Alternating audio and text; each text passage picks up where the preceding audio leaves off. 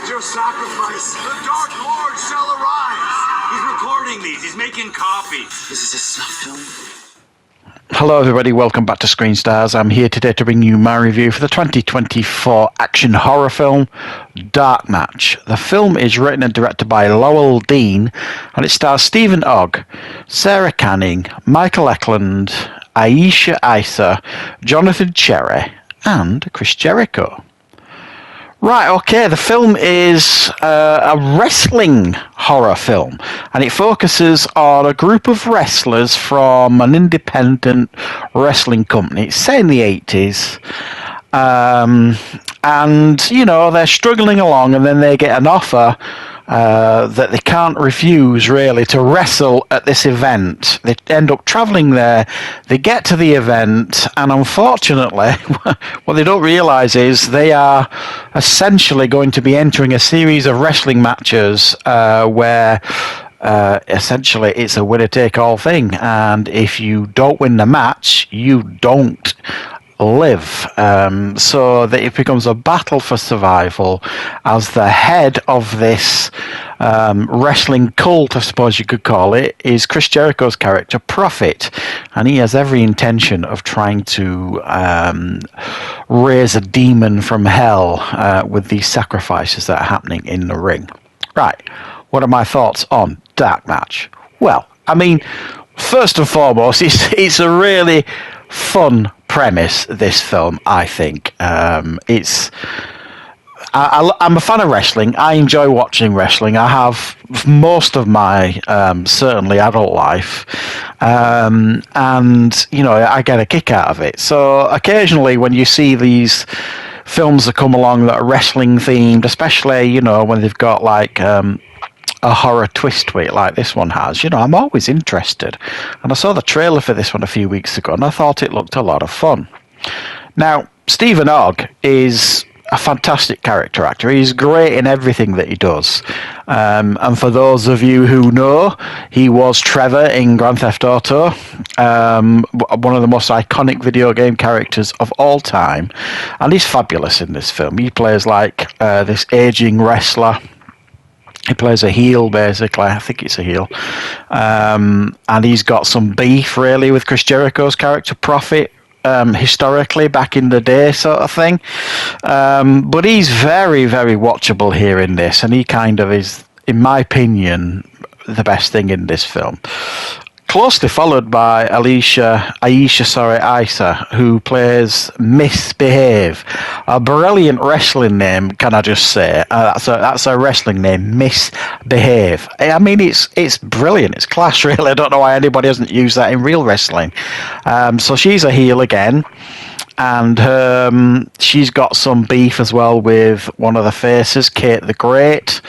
And she does a really good job. She plays like this really powerful heel, if you like. And what I liked about this is it kind of gave us some characters to root for. You even end up rooting for the masked wrestler Enigma, who never says a bloody word in the whole film. And that's a testament to some decent storytelling here. Now, this thing is schlocky as hell. You know what I mean? It doesn't really make a great deal of sense, but it's undeniably quite a lot of fun to watch.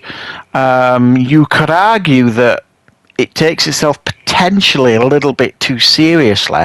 I would have liked to have seen a little bit more campiness, maybe, you know, a little bit more self-awareness in the film. It doesn't go over the top in regards to how serious it takes itself, but it's borderline. But the wrestling matches as well for me are too brief. I mean, when you've got the likes of Chris Jericho on set, and I don't actually know if he actually had a hand in the wrestling choreography or what have you, I'd be surprised if he didn't. And others as well that will probably have wrestling backgrounds here in the film. I would have hoped maybe for the wrestling bouts to go on a bit longer, but again, the wrestling bouts aren't really wrestling bouts. They are sacrifices, really, and they all have these different themes. So you've got like an inferno match that's for fire, you've got an earth match, you've got a water match, and so you've got all these different themes, and it all ties into these human sacrifices to raise this, you know, demon from hell sort of thing. So I mean, it works quite well. I mean, it takes a little bit of time to get going. Not I felt it kind of dragged a little bit the first act, but once it kind of got going, it was definitely quite entertaining. Some of the kills are quite graphic as well, which I enjoyed. And then the conclusion, again, you could argue, felt a bit rushed. But so the pacing's a little bit off here. Drags at the beginning, it's got a decent bit in the middle, and then kind of feels a bit rushed at the end. But I enjoyed the whole idea of this film, if you like. It kind of worked for me in a kind of the story it wanted to tell. This whole, wrestling to save your life sort of thing. And because it's set in the 80s as well, it's still at that age of wrestling where people weren't as saw behind the curtain as much as they do these days, and understand that it's really entertainment. In the 80s, many people still thought it was genuine for the most part, apart from those that were in the know. There's a little bit of a preachy speech from Chris Jericho when he's going on about people thinking wrestling's fake and this, that, and the other, and that felt like it came from a real place, because he's probably heard that all his life, because he's been in the wrestling biz so long, and he probably still hears it today. It probably does massively frustrate these performers, these wrestlers. At the end of the day, anybody that follows the sport knows how difficult it is to perform, how dangerous it is, and how much commitment it takes to be a full-time wrestler.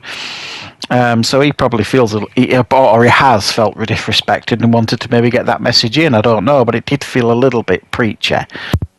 And I really like the final kind of end of the film. It kind of finishes on a bit of a cliffhanger, I suppose you could say, but I thought it was quite a fun ending right at the end with some decent effects. So yeah, I mean, the film gave you characters to root for, which I enjoyed. It was fun, it was over the top, it was schlocky, it was a bit silly here and there. But for the most part, I enjoyed kind of watching this one. I think it could have been better, but I'm not going to lie, I was definitely entertained. So if you're a fan of wrestling, give this one a try. I think you will probably get a bit of a kick out of it. And let me know in the comments what your thoughts are. So thanks for checking out this review. I will, of course, be back with plenty more content on the channel very, very soon.